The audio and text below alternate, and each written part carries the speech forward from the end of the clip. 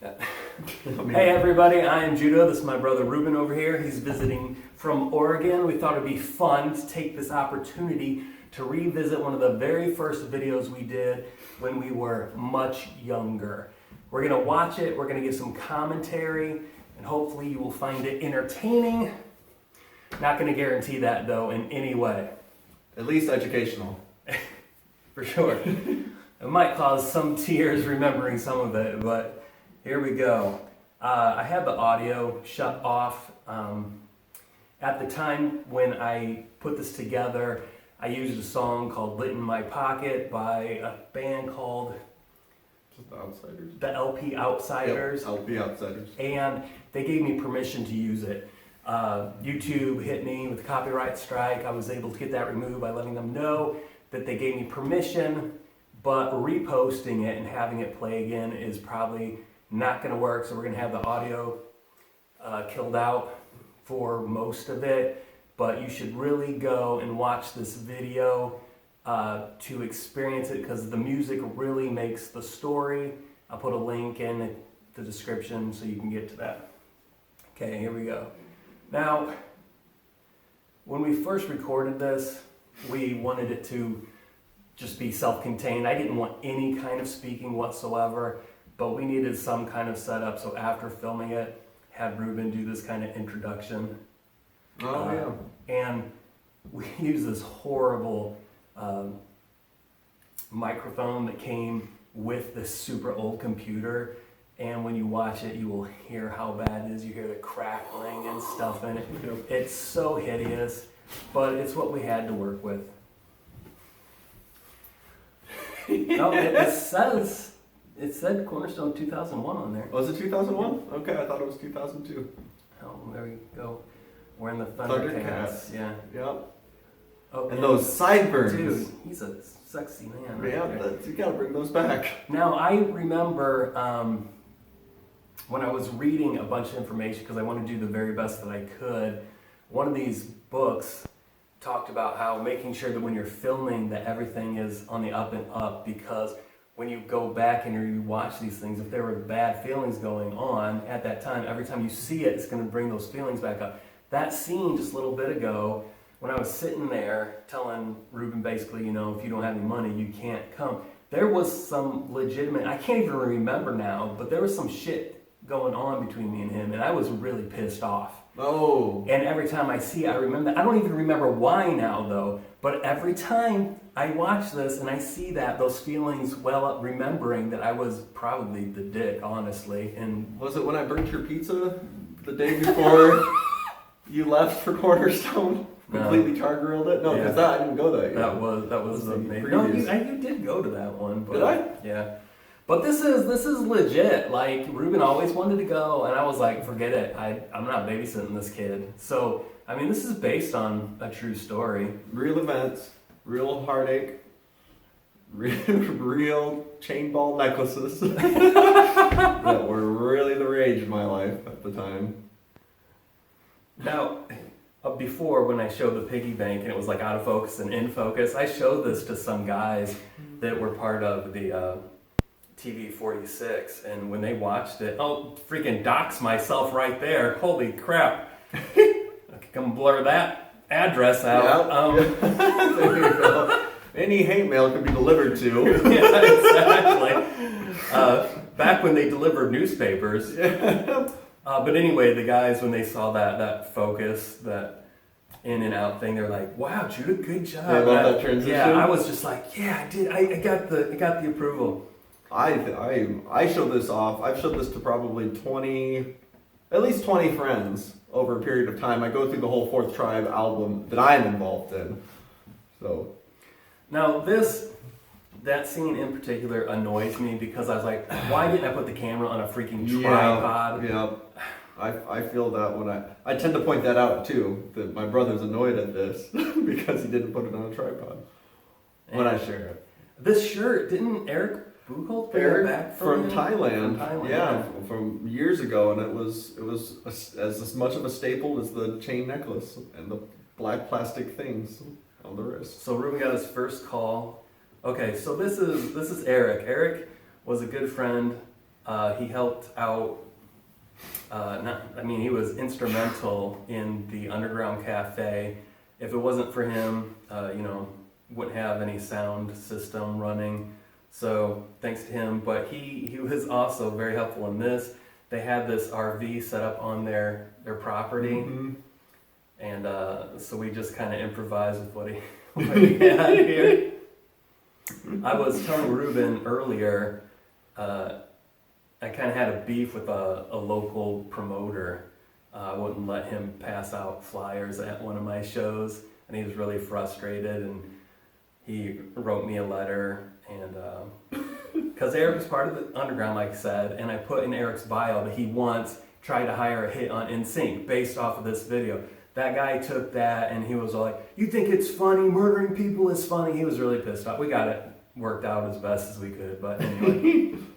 Eventually squashed. Now see, I remember hearing, I love the squeak of that marker, but the marker was dying. Yeah. And we only had one photocopy of this NSYNC picture, so it was a one take. It was a big deal. I do remember that freaking marker being like, we gotta get it right. Yep. And also, when we shared this got shown at Cornerstone, the Flickering Film Festivals. It was picked as best of. Now you can see Eric through that window off to the side, and the guys that were in charge of Flickering Film Festival, they loved that. And they were like, the fact that you had him through that window and you could see him, and I'm like, dude, that was complete accident. He just happened to be there, and, But anyway. What I love is when Eric, there's at some point when he says, "Think about it," and he pushes it forward, and there's some metal something that clings, and it goes ding, ding, ding, ding. Oh, ding, ding. it was probably the bar underneath. Yeah, it was an every time I watch it. I can't even see what it was. Now, do you remember his dad? Oh, freaking out. Yeah, he was not so this was one shot, the one take as well, because there was no way I was crawling out through that again. I think you even catch a shot of him mowing in the background. Eric's dad is mowing, and he sees Ruben crawling through that window, and he yells at him. He's like, "Hey, you need stop doing that!" Yep. And then Ruben's like, "I'm not doing it again."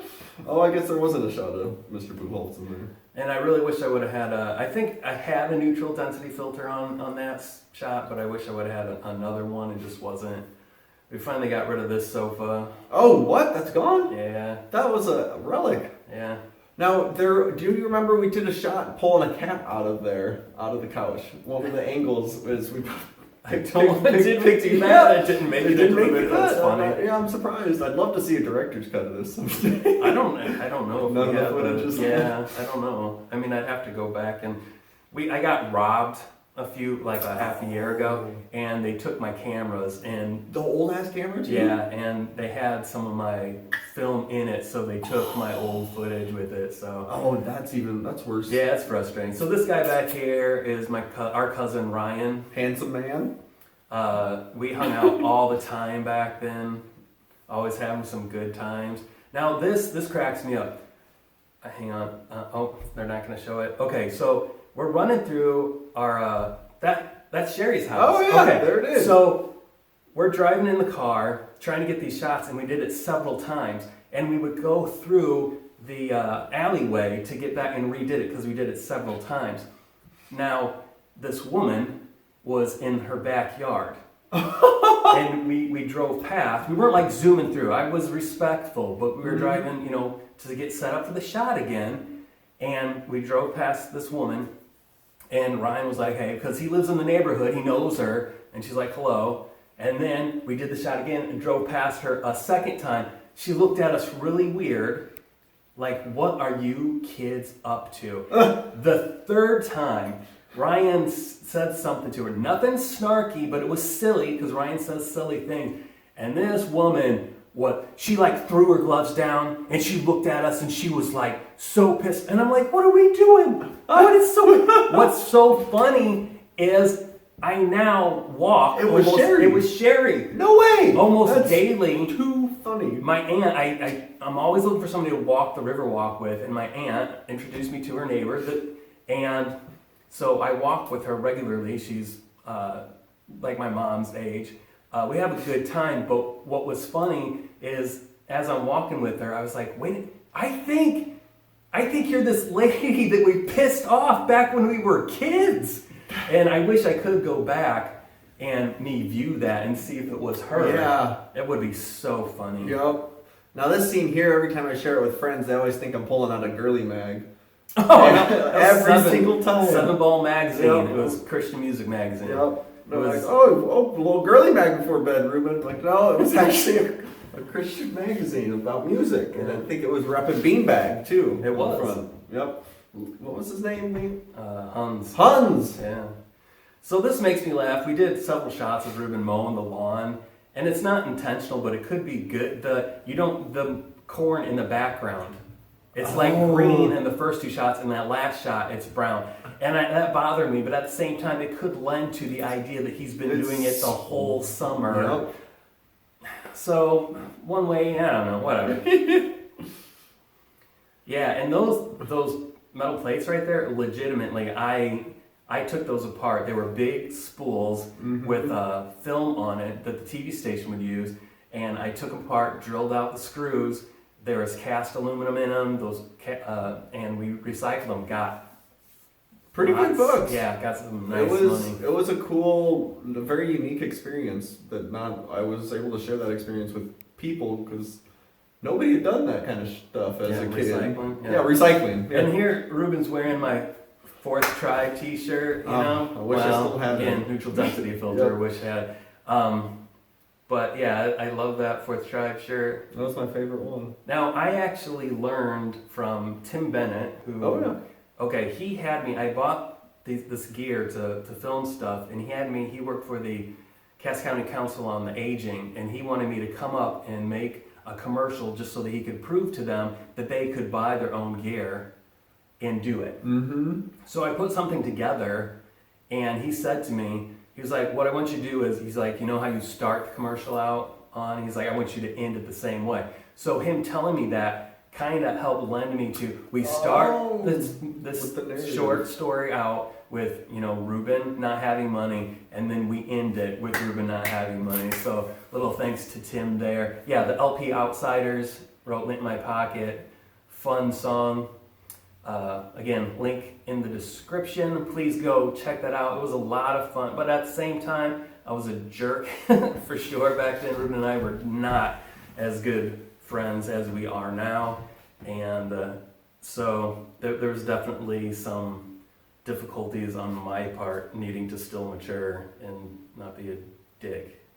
But luckily, we are where we are. We are where we are. I don't remember the heat of the time. Because really, my heart was like stoked to go to Cornerstone. Was that my first time to Cornerstone? It was. And when I got there, Judah gave me the camera to go around and interview folks. Being I don't know how old I was, 14 maybe, and that was fun. Being a 14-year-old at a big music festival, Christian music festival, which changed my life. Because then I spent in my late teenage years, 18 to like 24, I spent every weekend traveling around to different music festivals around the country. Experiencing life. Maybe not the way you and Dad thought I would. For sure. That's for sure. A little bit of a different vibe than a Christian festival, but... Now, if I remember correct, that would be something I'd like to find and maybe try to see that old video. But I remember, because you were hanging out with Eric's sister, Janae, heavily at that time. Yep. And there's a shot in that video you took where some dude is like rubbing he has like a Frisbee, and he has like Gatorade in the Frisbee, and he's rubbing his feet around in the Gatorade. Yes. And he says something to Janae like, I'll give you blah, blah, blah if you taste this. And she's like, okay. And she dips her finger in this nastiness. Oh my goodness. And if you've ever been to Cornerstone or know anything about these festivals that are like on farmland, everything muddy and dust everywhere. So this dude's feet were...